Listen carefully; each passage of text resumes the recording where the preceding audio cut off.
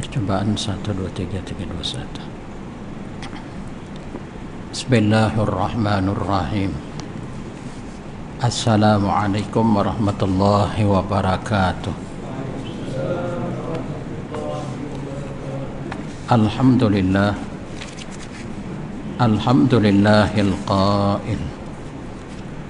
A'udzu billahi samii'il 'aliim minasyaitonir rajim. Ya ayyuhallazina amanu taqullaha haqqa tuqatih wa la tamutunna illa wa antum muslimun wa tazawwadu fa inna khaira zadi taqwa wattaquni ya ulil albab ittaqullaha fis sarra'i wat dharra la'allakum tuflihun. Asyhadu an la ilaha illallah wahdahu la syarika lah wa asyhadu anna Muhammadan abduhu wa rasuluh. Allahumma salli wa sallim wa barik ala hadzal nabiyil karim wa ala alihi wa ashabihi wa man tabi'ahu wa nasarahu ila yaumiddin, amma ba'd.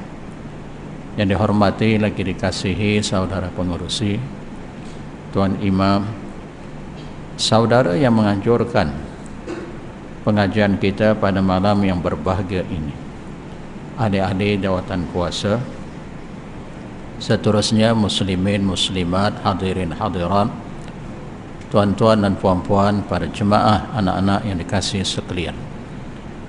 Syukur alhamdulillah kita masih lagi dipertemukan oleh Allah.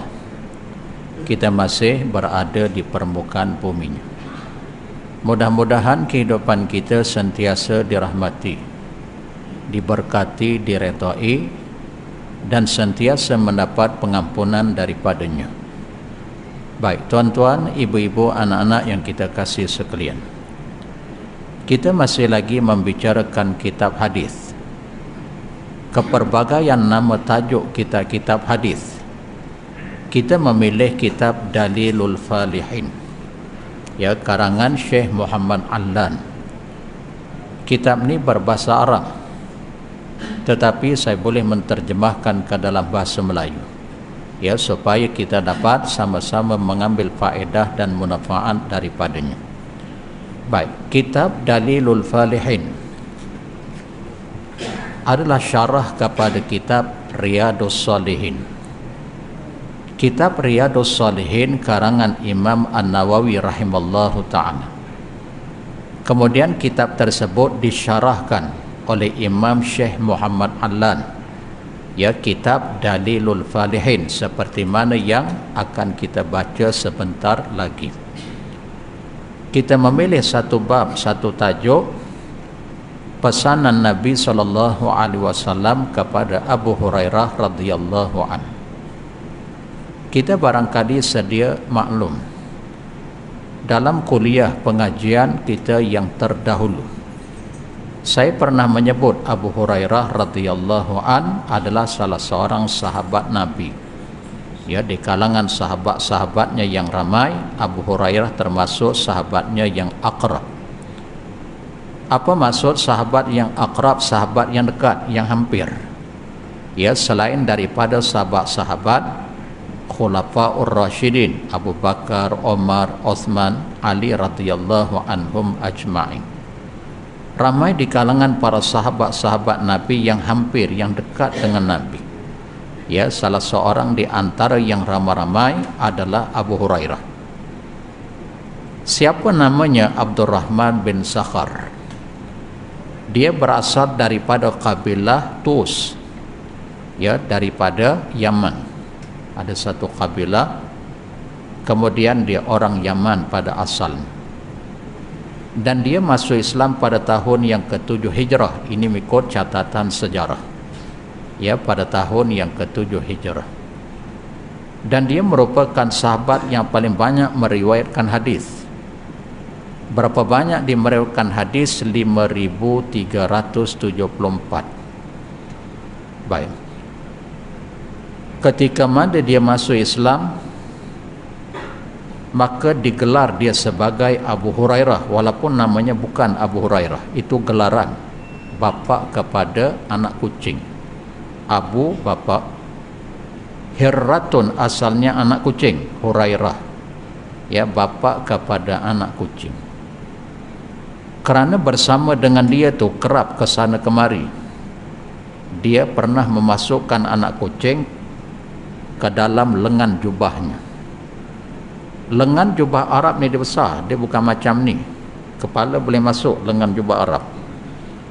Lalu dia memasukkan anak kucing. Bila dia memasukkan anak kucing, ketika mana ia bertemu dengan Nabi, Nabi pun melihat dalam jubahnya lengan. Dalam bahasa Arab disebut kumun, ya, kumun tu lebah, maaf, lengan jubah, ya, kumun. Lalu Nabi bertanya, apa benda yang berada dalam lengan jubah kamu bergerak-gerak? Itu kalau terjemahan dalam bahasa Melayu kita. Lalu Abu Hurairah, maaf, Abdurrahman Ibn Sakhar tadi menjawab, hazi Hirrah. Oh, yang bergerak-gerak seperti mana yang engkau tanya ya Rasulullah adalah anak kucing, Hirratun. Kemudian Rasulullah pun senyum. Wa anta Abu Hurairah, kalau begitu kamu tu bapa kepada anak kucing. Dan dia sangat bergembira dengan laqab, dengan gelaran Nabi. Kerana kita nak menggelar seseorang itu, kita jangan gelar dengan gelaran yang buruk, yang tidak disukai oleh orang yang kita gelar tadi. Contohnya sahabat kita tu dia bisnes belacan, kebetulan namanya Muhammad, kita gelar dia mak belacan.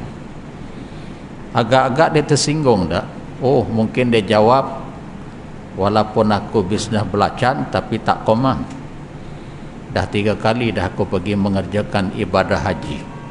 Umrah tu tak usah ceritalah. Wah, bisnes belacan, tapi keuntungannya melimpah ruah. Yang kita nak highlight, kita gelar dia, kita lakap dia mak belacan, marah dah? Tersinggung dah? Kalau dia tak berkenan dengan gelaran tadi, kita jangan gelar.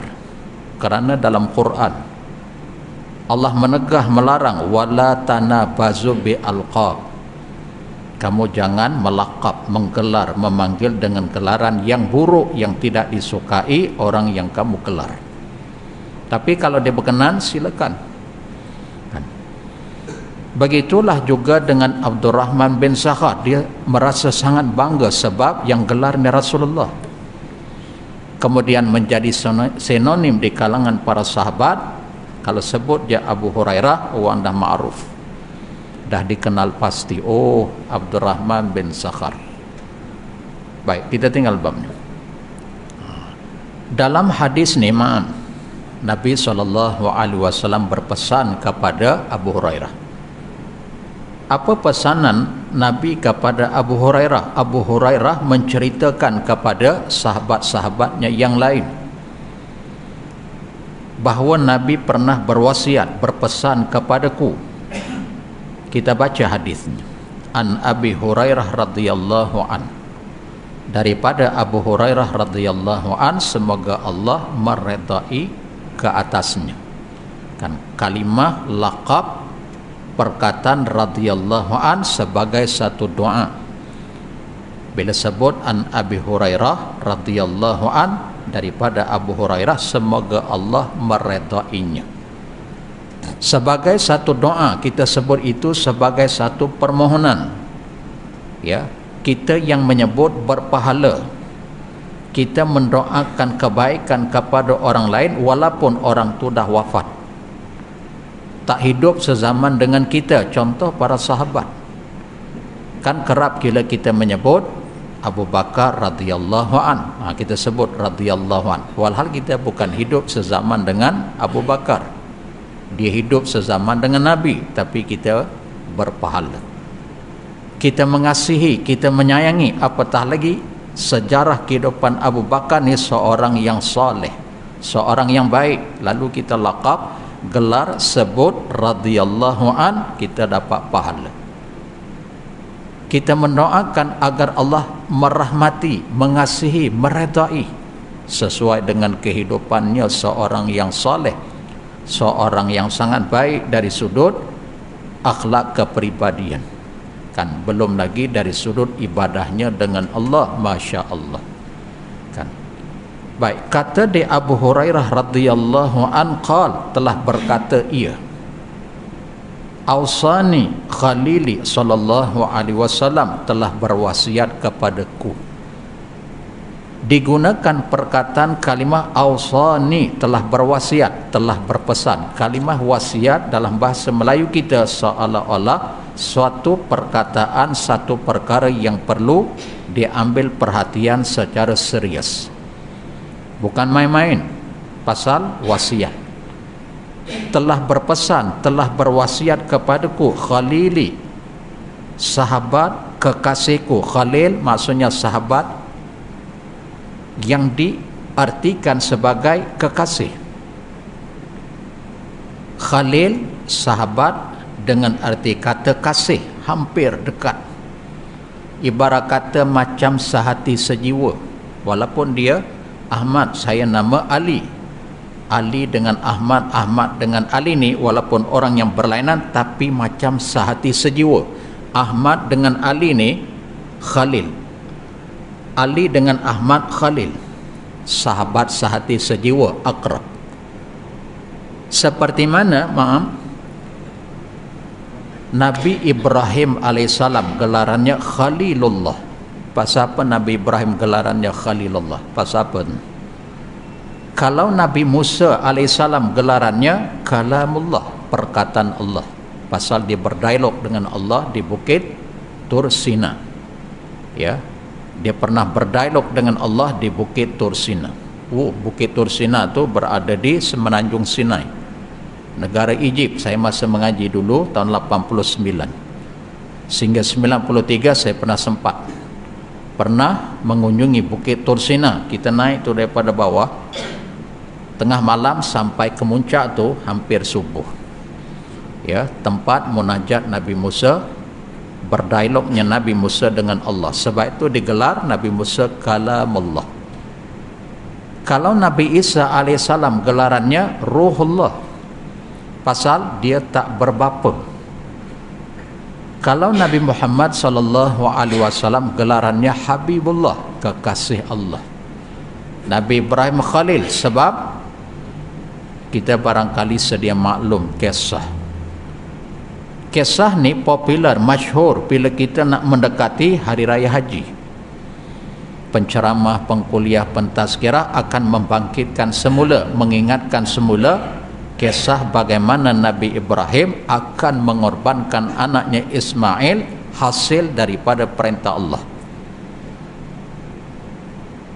Kan bila kita mencermati, meneliti kisah tersebut, Nabi Ibrahim diperintahkan agar ia menyembelih anaknya Ismail. Ketika Allah perintah tu, kebesokan harinya 8 Zulhijjah tu namanya hari Tarwihah. Apa maksud Tarwihah? Berfikir. Dia bukan protes, dia bukan tak akan melaksanakan, cuma dia fikir. Nabi Ibrahim fikir dulu, betul ke perintah Allah? Tidakkah Allah bersifat dengan sifat Ar-Rahman Ar-Rahim, pemurah, pengasih, penyayang? Dalam masa yang sama, mungkinkah Allah memerintahkan aku agar korbankan, sembelih anakku, sesuatu yang bertentangan dengan sifatnya? Malam yang seterusnya mimpi lagi, kebesokan harinya 9 Zulhijjah namanya hari Arafah. Apa maksud Arafah? Dikenal pasti. 8 Zulhijjah namanya Tarwihah, berfikir-fikir. 9 Zulhijjah namanya Arafah, hari yang dikenal pasti. Oh, ini perintah Allah. Kebesokan harinya tanggal 10 mimpi lagi, besoknya 10 Zulhijjah namanya Yamun Nahar, hari pelaksanaan korban. Sebab itu orang yang mengerjakan ibadah haji, begitu juga selain daripada orang yang mengerjakan ibadah tersebut, bermula waktu korban selepas selesai solat hari raya Aidul Adha tanggal 10 Zulhijjah. Lepas solat waktu duha, hari itu namanya Yamun Nahar, hari perlu dilaksanakan korban, kan. Maksudnya bila Allah perintah, dia langsung melaksanakan tanpa bertanya-tanya, mengapa ya Allah, kenapa ya Allah, apa salahku ya Allah. Tak ada, Nabi Ibrahim dia tak tanya begitu. Bila dikaji-kaji pasal apa Allah perintah begitu dekat Ibrahim, Allah nak test. Kan Nabi Ibrahim ni berkahwin dengan Sarah sekian lama, tak ada zuriat. Penyudah-penyudah, Sarah perasan. Kerana matlamat objektif orang yang berkahwin ni, dia mesti nak zuriat. Pasti. Tak ada orang kahwin ni saja nak romen-romen begitu, tak ada. Dia mesti, lambat laun mesti nak zuriat. Baik si suami, baik si isteri, mesti. Itu merupakan fitrah naluri pasangan suami isteri. Penghabis kata Dek Sarah lebih kurang lah, kalau bahasa kita, bang tak apa bang, begini bang, saya perasan abang nak zuriat, saya tak boleh melahirkan anak masa tu, ketika itu, tapi kuasa Allah sesudah itu dia pun melahirkan anak, diberi nama Ishak. Betul? Tak apa bang, abang kahwin dengan Hajar, pembantu kita, tapi dengan satu syarat, lepas berkahwin bawa jauh kan daripada penglihatanku, takut bimbang-bimbang kok berlaku perkara yang tak baik. Okey. Daripada muda nak anak, bila dah tua kahwin dengan Hajar dapat anak. Coba bayangkan, daripada muda beli anak-anak, bila dah dapat anak ketika umur agak tua, wah, kasih sayangnya bersangatan. Syiddatul hub, kalau bahasa Arab sebut, bersangatan, kekasihan, kesayangan. Nah, di sanalah datang perintah Allah, korbankan. Coba ya kalau Nabi Ibrahim lebih mengasihi anaknya berbanding dengan Allah, dia mesti tak sanggup. Mesti dia akan jawab, kalau ya Allah boleh tak perintah yang lain yang ku perintah, yang aku boleh buat, apa pun perintah selain daripada menyembelih anakku, aku boleh buat, tapi bab sembelih ni maaf. Oh, Nabi Ibrahim tak kata begitu. Sebab itu gelarannya Khalilullah, sahabat akrab, apa pun yang diperintah dibuat. Cuma dia menangguh itu, dia bukan protes, dia bukan tidak meyakini, tapi nak memastikan secara as-sah, secara lebih sahih. Kan? Baik, kita tinggal bab tu, nanti kita tak sempat. Telah berwasiat akan kekasihku, yakni Nabi Muhammad sallallahu alaihi wasallam, kata di Abu Hurairah, apa yang diwasiatkannya, bithalathin, dengan 3 perkara. Oh, 3 perkara yang Nabi wasiat dekat Abu Hurairah. Apa dia wasiat yang pertama? Bisiyami thalathati ayyamin min kulli syahr, berpuasa 3 hari setiap bulan. Pasal apa Nabi suruh Abu Hurairah berpuasa setiap bulan 3 hari? Kerana puasa itu boleh melemahkan kadar kenapsuan, syahwat, kebinatangan. Kita ni kan dalam pengkajian ilmu kesufian ada sifat-sifat kebinatangan pada diri semua. Hatta walaupun dia title dia seorang ulama, seorang faqih, tapi sifat kebinatangan tu mesti ada, walaupun macam agak kasar. Sifat kebinatangan, contohnya sifat tamak, sifat bakhil, sifat hasad dengki, sifat gah, sombong, sifat ketidakpuasan, ketidakcukupan kepada sesuatu, ada pada diri manusia. Ini sebenarnya sifat kebinatangan. Betul? Sebab itulah, sebahagian daripada para ulama kesufian dihuraikan, Allah perintahkan Nabi Ibrahim sembelih anaknya Ismail kerana nak menyingkirkan sifat kebinatangan. Nak menyingkirkan sifat kebinatangan. Tak apa, kita bukan nak fokus bab tu. Nanti huraiannya terlalu panjang, tak sempat kita nak cerita bab wasiat pesanan Nabi ke Abu Hurairah. Pasal apa diperintahkan berpuasa? Untuk melemahkan qati'us syahwah. Itu dalam bahasa Arab, melemahkan nafsu syahwat, nafsu kebinatangan ni, lemahkan. Kan kalau kita tak berpuasa ni, pagi makan 2 jam, lepas tu makan lagi, nanti 2-3 makan lagi petang, ya Allahu Akbar, makan dan sifat makan minum keperbagaian, ini sifat kebinatangan. Maka sebab itu nak membezakan di antara binatang dengan manusia, manusia diperintahkan berpuasa. Puasa wajib setiap tahun dalam bulan Ramadan selama sebulan. Binatang dia tak ada puasa. Bahkan kalau kita pelihara binatang, kita mempuasakan binatang, kita berdosa. Pasal dia tidak ditaklif. Yang ditaklif hanya manusia. Kena solat, kena berpuasa. Itu pun hanya bulan Ramadan yang wajib. Selain daripada itu tak wajib, sunat. Kecuali puasa kifarah, puasa nazar, puasa qada, ya itu termasuk kategori yang wajib. Kan? Nah, para ulama membahas Nabi perintah berpuasa untuk melemahkan nafsu syahwat, bukan untuk membuang nafsu syahwat. Kerana nafsu itu sebahagian daripada diri, kita tak boleh membuang nafsu yang ada pada diri, sebab dia sebahagian daripada diri kamu. Kamu buang nafsu artinya mati. Tapi boleh meredakan, boleh melemahkan, mengurangkan kadar itu dengan berpuasa. Betul. Dan sehari kita berpuasa dalam sebulan itu seolah-olah menempati 10 hari. Artinya 3 hari macam sebulan full dalam sebulan. Ini merujuk kepada keumuman ayat Al-Quran dalam surah Al-An'am juzuk yang ke-8 ayat 160. Allah akan berfirman, a'udzubillahi minasyaitonir rajim, man jaa'a bil hasanati falahu asyru amsalihha ila akhiril ayat. Barang siapa yang mendatangkan satu kebaikan, yakni melakukan satu kebaikan, maka baginya 10 ganjaran pahala. Nah, sehari seolah-olah menepati 10 hari. Artinya 3 hari setiap bulan full. Kan? 3 hari yang dimaksudkan setiap bulan itu mengikut penelitian Imam Ibn Hajar Al-Asqalani. Beliau seorang ulama ahlul hadis.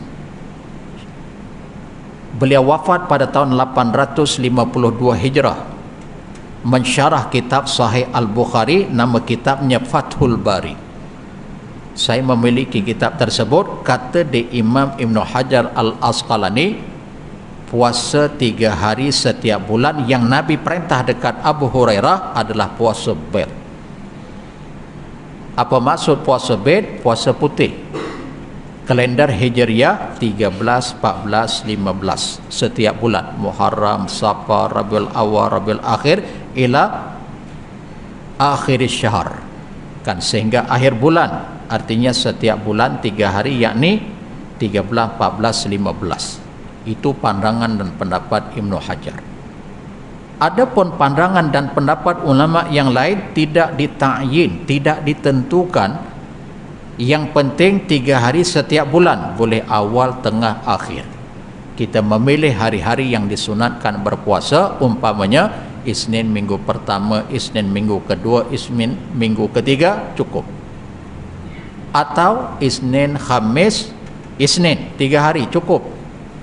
Kan? Yang penting 3 hari setiap bulan. Okey.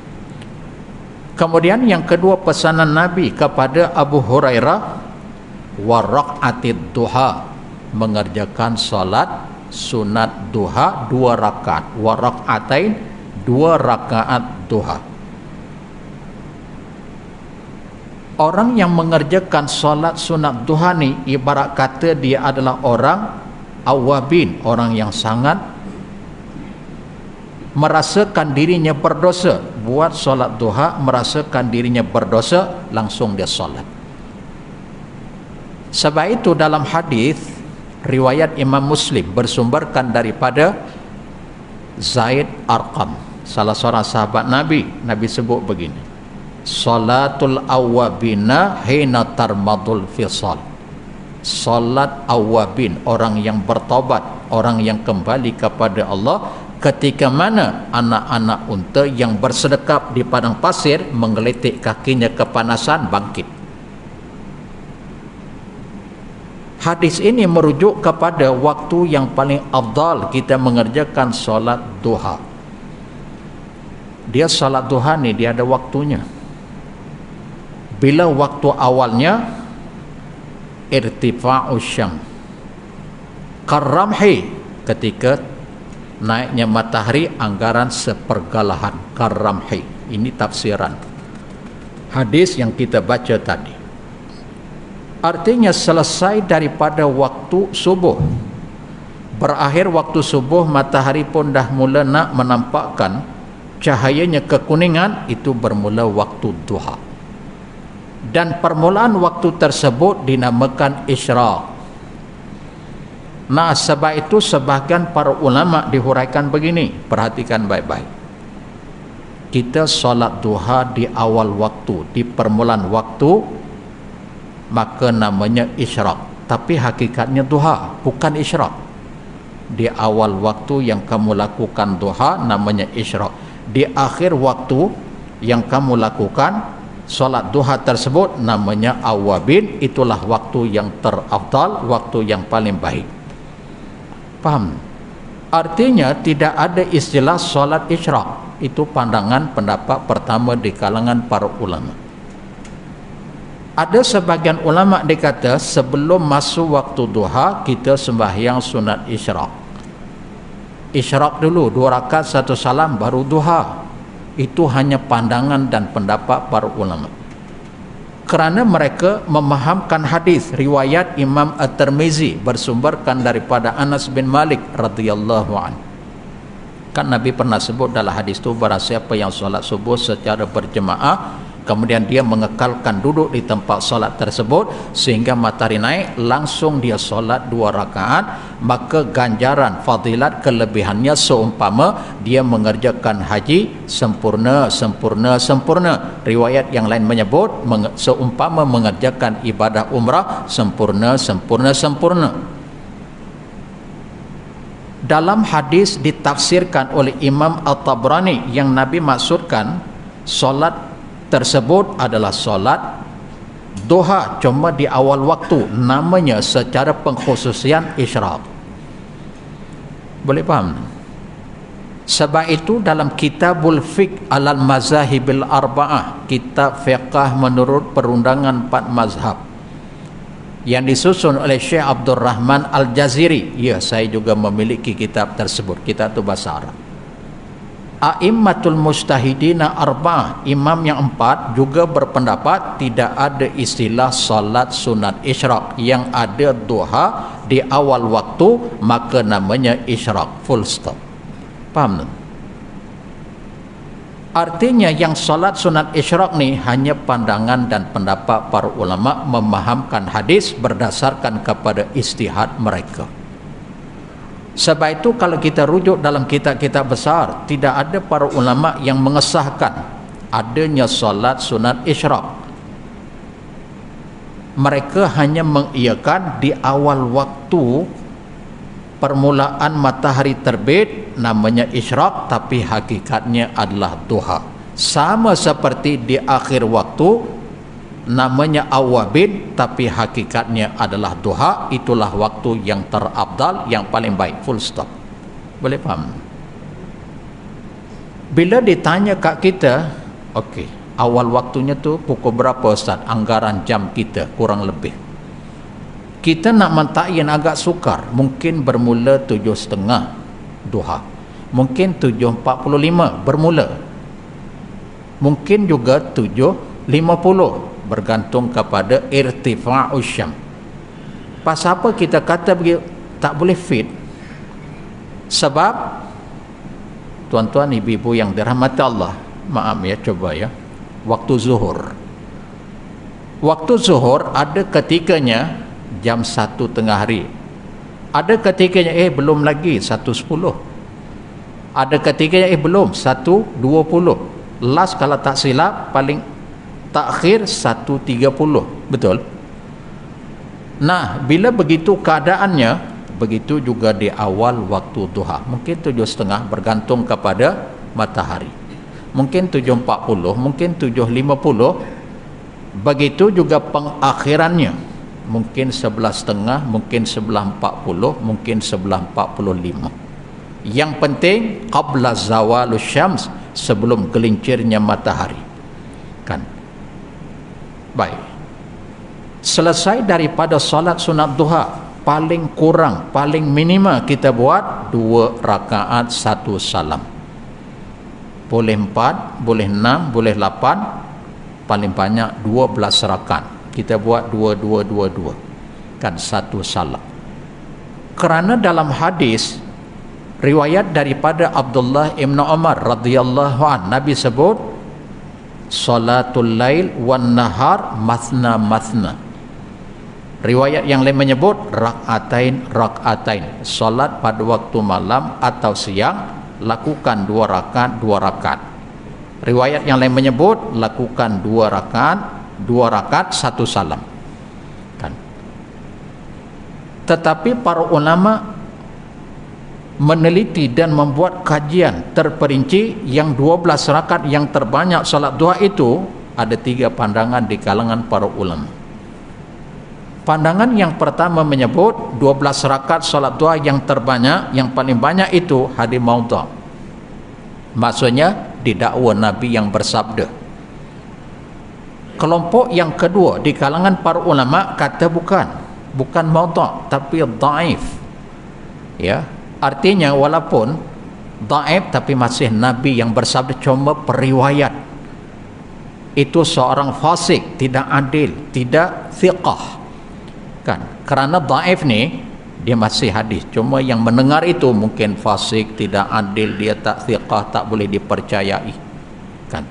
Kelompok yang ketiga pula berpendapat tidak, bukan maudha, bukan dhaif, tapi hadis itu hasan, martabatnya hasan, boleh diamalkan, boleh diterima pakai, boleh dihebahkan kepada orang lain, tapi hasanun gharib. Seperti mana pandangan dan pendapat Imam At-Tirmizi, haza hadisun hasan gharib. Cumanya gharib, apa maksud gharib? Ganjil, janggal. Artinya di kalangan ulama ahlul hadis hanya ada seorang, Al-Far, bersendirian, dia aja yang mendengar hadis yang menjelaskan solat duha paling banyak 12, ada 1 hadis. Ulama-ulama ahlul hadis tak pernah mendengar, itu maksud gharib. Walaupun martabatnya hasan tapi gharib.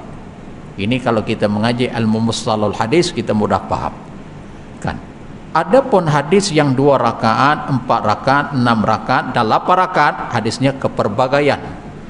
Banyak di kalangan ulama hadis meriwayatkan, maka jalan ihtiyat, jalan selamat, keberhati-hatian cukup sekadar 8 rakaat.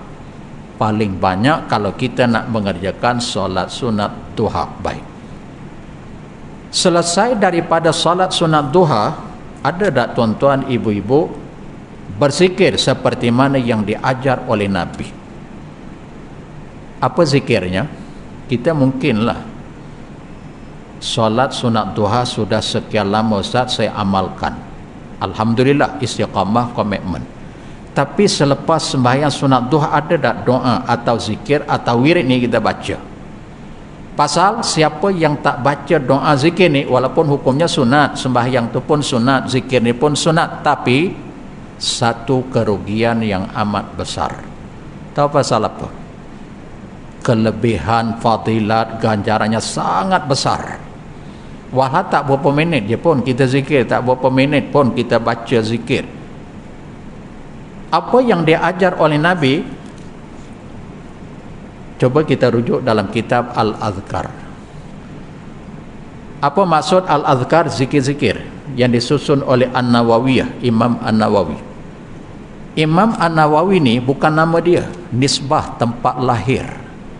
Namanya siapa? Ta'lif Al-Imam Al-Faqih Al-Muhaddith Muhyiddin Abi Zakaria Yahya bin Syaraf An-Nawawi Ad-Damsyiki. Kan kerap kita mendengar, oh pandangan, pendapat Imam An-Nawawi, salah seorang imam mustahid di kalangan Imam Syafi'i, ya. Imam An-Nawawi itu namanya Muhyiddin Abi Zakaria Yahya bin Syaraf. An-Nawawi itu nama tempat, Nawa, di Syam, di Syam, di Syria. Ya, cuma dah jadi sinonim kan, macam Asy-Syafi'i, Imam Syafi'i, walhal bukan nama dia, itu nama grandfather, datuk moyang dia kan. Tapi dialah hakik disebut Imam Syafi'i, namanya Muhammad Idris bin Abdullah kan. Kalau Imam Hanafi, namanya Hanafi, masyhur, tapi namanya bukan Hanafi, namanya Nu'man bin Thabit kan. Kalau Imam Malik, betul, Imam Malik dilahir di Madinah tahun 93 Hijrah, betul. Imam Hambali atau Imam Ahmad, betul lah nama dia, dilahir di Baghdad tahun 164 Hijrah. Baik, kita nak bicarakan tadi dalam kitab Al-Azkar, ya, kitab ni bahasa Arab, dah banyak diterjemahkan ke dalam bahasa Melayu ke pelbagai penerbit kan. Tuan-tuan ibu-ibu kena membeli terjemahan dalam bahasa Melayu, kita ni bahasa Arab. Baik, kita lihat apa zikir atau wirid yang perlu kita baca sesudah daripada solat sunat duha. Baik,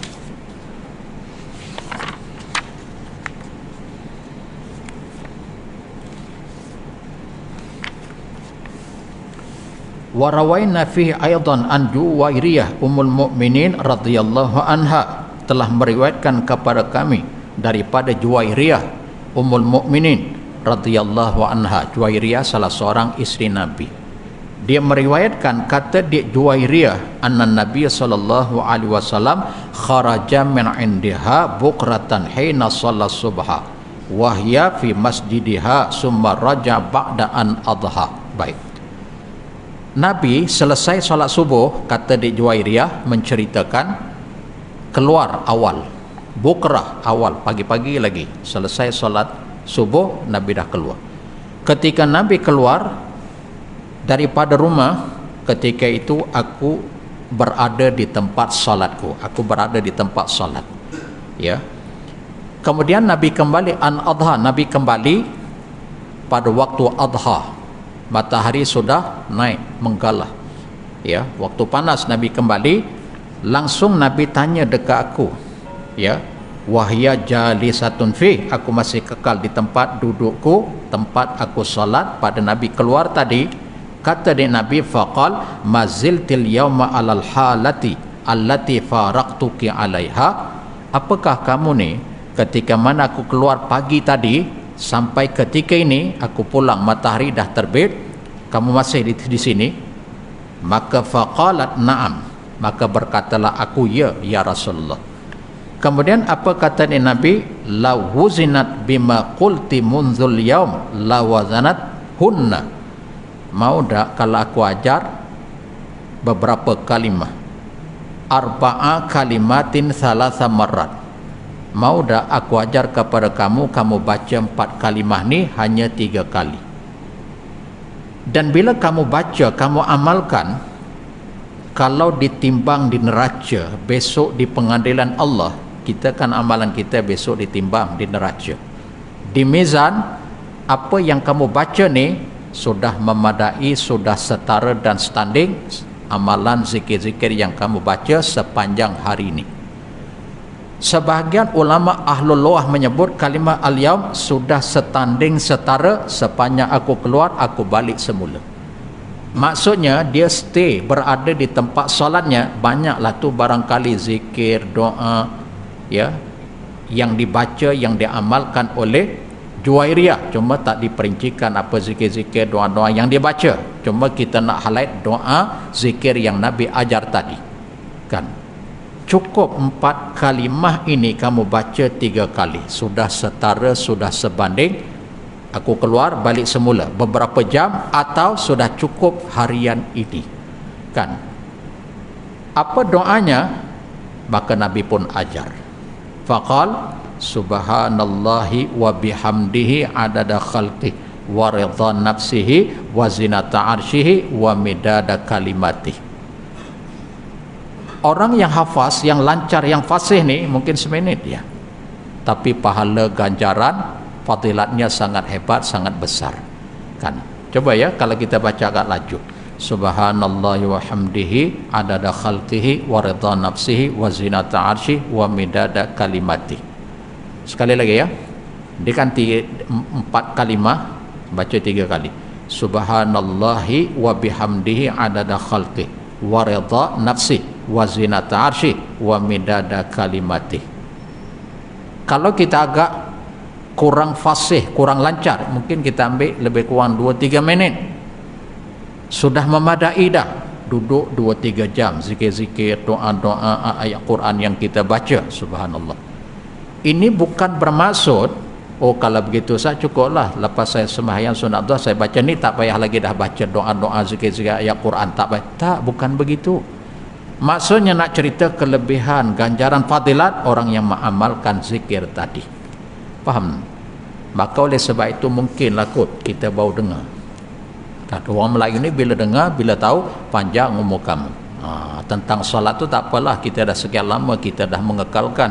Kan tak apalah, alhamdulillah istiqamah komitmen. Cuma yang doa zikir ni saya baru dengar Ustaz.